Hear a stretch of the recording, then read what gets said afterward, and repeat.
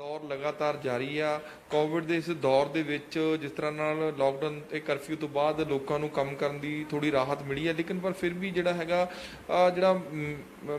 ਦਿਮਾਗੀ ਪਰੇਸ਼ਾਨੀ ਉਹ ਵੀ ਲਗਾਤਾਰ ਵੱਧਦੀ ਜਾ ਰਹੀ ਹੈ, ਜਿਸ ਕਰਕੇ ਕਈ ਜਿਹੜੇ ਮਾਮਲੇ ਸਾਹਮਣੇ ਆਏ ਨੇ ਇਸ ਲੋਕਡਾਊਨ ਤੇ ਕਰਫਿਊ ਤੋਂ ਬਾਅਦ ਵੀ ਲੋਕ ਸੁਸਾਈਡ ਬਹੁਤ ਕਰ ਰਹੇ ਨੇ, ਘਰਾਂ ਦੇ ਵਿੱਚ ਕਲੈਸ਼ ਬਹੁਤ ਵੱਧ ਰਹੇ ਨੇ। ਜਿਸ ਤਰ੍ਹਾਂ ਪਿਛਲੇ ਕੁਝ ਦਿਨ ਪਹਿਲਾਂ ਇੱਕ ਪੁਲਿਸ ਵੱਲੋਂ ਵੀ 1500 ਤੋਂ ਜ਼ਿਆਦਾ ਕੇਸ ਜਿਹੜੇ ਡੋਮੈਸਟਿਕ ਵਾਇਲੈਂਸ ਦੇ ਜਾਂ ਘਰਾਂ ਦੇ ਵਿੱਚ ਕਲੇਸ਼ ਦੇ ਸਾਹਮਣੇ ਆਏ ਸੀਗੇ। ਕਈ 60 ਤੋਂ ਵੱਧ ਜਿਹੜੇ ਸੁਸਾਈਡ ਕੇਸ ਸਾਹਮਣੇ ਆ ਚੁੱਕੇ ਨੇ।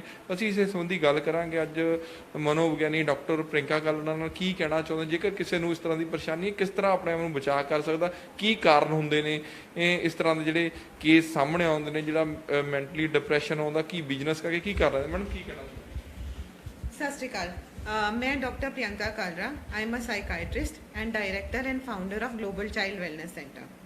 मेरे को अजकल डेली बेसिस ते जो पेशेंट्स आ रहे ने वो डिप्रैशन के शिकार ने। उन्होंने बहुत सारे पेशेंट्स नू सुइसाइडल टेंडेंसीज ने या इहो जे विचार आउंदे ने कि मैं अपनी लाइफ नू एंड करदा।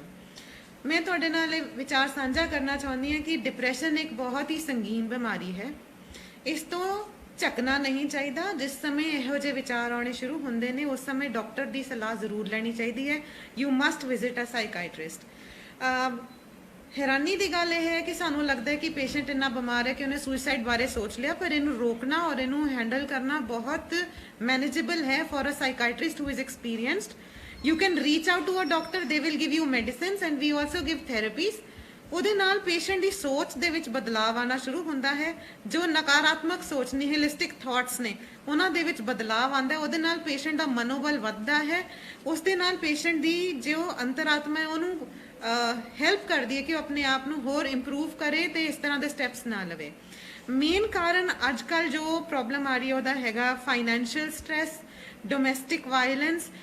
ਲੋਕੀ ਘਰ ਦੇ ਅੰਦਰ ਬੰਦ ਨੇ। ਅੱਗੇ ਕਿਸੇ ਸਿਚੁਏਸ਼ਨ 'ਚੋਂ ਬ੍ਰੇਕ ਲੈ ਲੈਂਦੇ ਸੀਗੇ, ਘਰੋਂ ਕਿਤੇ ਬਾਹਰ ਕਿਸੇ ਹੋਰ ਨੂੰ ਮਿਲਣ ਚਲੇ ਜਾਂਦੇ ਸੀਗੇ, ਕਿਤੇ ਘੁੰਮ ਕੇ ਆ ਜਾਂਦੇ ਸੀਗੇ, ਪੈਸੇ ਵੱਲੋਂ ਥੋੜੀ ਰਾਹਤ ਸੀਗੀ।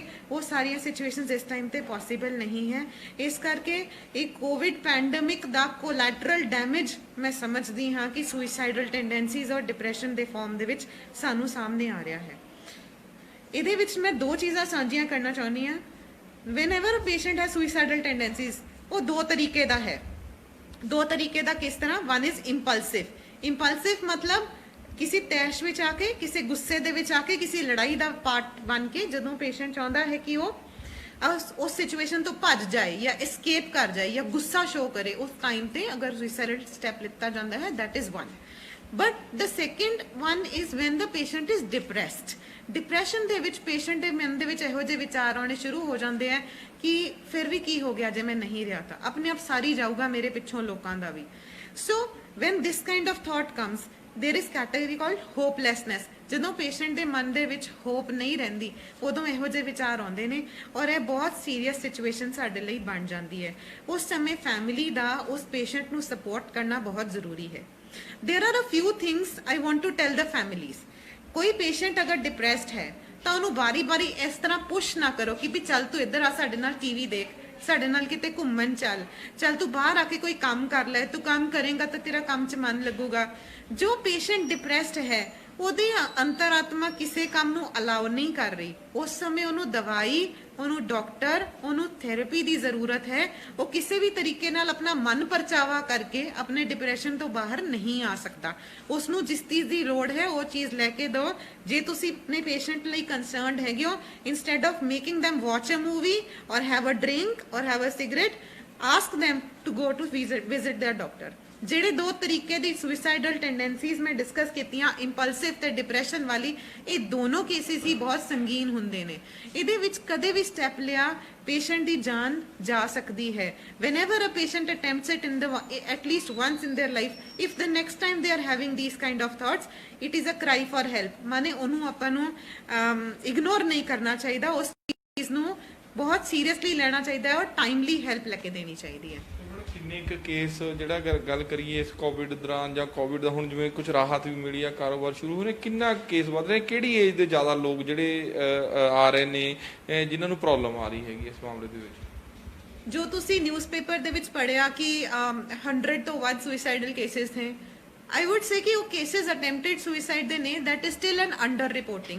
ਇਸ ਤੋਂ ਬਹੁਤ ਜ਼ਿਆਦਾ ਨੰਬਰ ਕੇसेस ਦਾ ਹੈਗਾ ਜਿਨ੍ਹਾਂ ਦੇ ਵਿੱਚ ਨਕਾਰਾਤਮਕ ਸੋਚ ਦੇ ਕਾਰਨ ਸੁਸਾਈਡਲ ਥਾਟਸ ਰੈਗੂਲਰਲੀ ਆ ਰਹੀਆਂ ਨੇ। ਏਜ ਗਰੁੱਪ ਦੀ ਅਗਰ ਅਸੀਂ ਗੱਲ ਕਰੀਏ ਤਾਂ ਏਜ ਗਰੁੱਪ ਦੀ unfortunately there is no limit. I deal with young people and it has started coming from as young as 14-15 years onwards to 60-70 years also. What is more important is ਜਿੱਦਾਂ young adults ਨੇ ਉਹ ਆਪਣੇ colleges 'ਚ ਨਹੀਂ ਜਾ ਪਾ ਰਹੇ, friends ਨੂੰ ਨਹੀਂ ਮਿਲ ਪਾ ਰਹੇ, ਕਿਤੇ ਆਪਣੀ એનર્ਜੀ ਨੂੰ ਰਿਲੀਜ਼ ਨਹੀਂ ਕਰ ਪਾ ਰਹੇ, ਕਿਸੇ ਚੀਜ਼ ਦਾ ਸਟ੍ਰੈਸ ਹੈਗਾ ਤਾਂ ਉਸ ਨੂੰ ਹੈਂਡਲ ਨਹੀਂ ਕਰ ਪਾ ਰਹੇ। ਔਰ ਜੋ ਐਡਲਟਸ ਨੇ ਉਹਨਾਂ ਦੇ ਕੰਮਕਾਰ ਆਲਦੋ ਰਾਹਤ ਮਿਲੀ ਹੈ ਪਰ ਪੂਰੀ ਤਰ੍ਹਾਂ ਰਾਹਤ ਨਹੀਂ ਹੈ। ਇਕਨੋਮਿਕ ਸਟ੍ਰੈਸ ਬੈਕਲੌਗ ਹਾਲੇ ਵੀ ਹੈ ਜਿਹਦੇ ਕਰਕੇ ਉਹ ਆਪਣੀ ਸਿਚੁਏਸ਼ਨ ਕੰਮ ਕਰਦੇ ਹੋਏ ਵੀ ਆਪਣੇ ਆਪ ਨੂੰ ਇੰਨਾ ਜ਼ਿਆਦਾ ਫਾਈਨੈਂਸ਼ੀਅਲੀ ਸਟਰੋਂਗ ਨਹੀਂ ਸਮਝ ਰਹੇ। And everybody is incurring losses, whether it is emotional loss, whether it is financial loss. So there is the stress is there.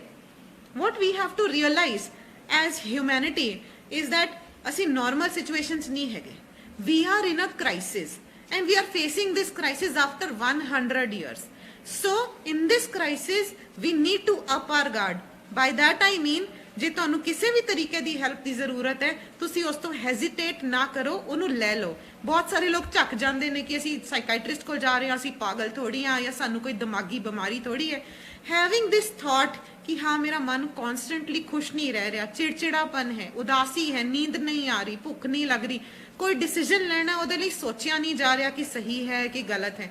ਜਦੋਂ ਇਸ ਤਰ੍ਹਾਂ ਦੇ ਵਿਚਾਰ ਆਉਣੇ ਸ਼ੁਰੂ ਹੁੰਦੇ ਨੇ ਉਸ ਸਮੇਂ ਬਹੁਤ ਜ਼ਰੂਰੀ ਹੈ ਕਿ ਉਸੇ ਸਮੇਂ ਹੈਲਪ ਲਓ। ਟਾਈਮ ਨਾਲ ਹੈਲਪ ਲਈ ਅੱਗੇ ਤੱਕ ਜਾ ਕੇ ਤੁਹਾਡੀ ਹੈਲਥ ਨੂੰ ਹੈਲਪ ਕਰੇਗੀ। ਬਿਲਕੁਲ, ਸਾਨੂੰ ਡਾਕਟਰ ਪ੍ਰਿੰਕਾ ਕਲਣਾ ਨੇ ਦੱਸਿਆ ਕਿਸ ਤਰ੍ਹਾਂ ਨਾਲ ਅਸੀਂ ਇਸ ਸਟ੍ਰੈਸ ਤੋਂ ਬਚ ਸਕਦੇ ਹਾਂ, ਕਿਸ ਤਰ੍ਹਾਂ ਨਾਲ ਜਿਹੜੇ ਇਹ ਲਗਾਤਾਰ ਸੁਸਾਈਡ ਦੇ ਕੇਸ ਵੱਧ ਰਹੇ ਨੇ ਉਹਨੂੰ ਰੋਕਿਆ ਜਾ ਸਕਦਾ। ਜੇਕਰ ਕਿਸੇ ਨੂੰ ਕੋਈ ਸਮੱਸਿਆ ਆਉਂਦੀ ਆ ਤਾਂ ਉਹ ਆਪਣੇ ਡਾਕਟਰ ਨੂੰ ਸੰਪਰਕ ਕਰੇ, ਆਪਣੇ ਪਰਿਵਾਰ ਵਾਲਿਆਂ ਨੂੰ ਦੱਸੇ ਤਾਂ ਜੋ ਇਸ ਸੁਸਾਈਡ ਦੇ ਜਿਹੜੇ ਕੇਸ ਵੱਧ ਰਹੇ ਕੇਸ ਨੇ ਉਹਨਾਂ ਤੋਂ ਬਚਿਆ ਜਾ ਸਕੇ। ਲੁਧਿਆਣਾ ਤੋਂ ਕੈਮਰਾ ਪਰਸਨ ਰੋਹਿਤ ਦੇ ਨਾਲ ਤਰਸੇਮ ਭਾਰਤ।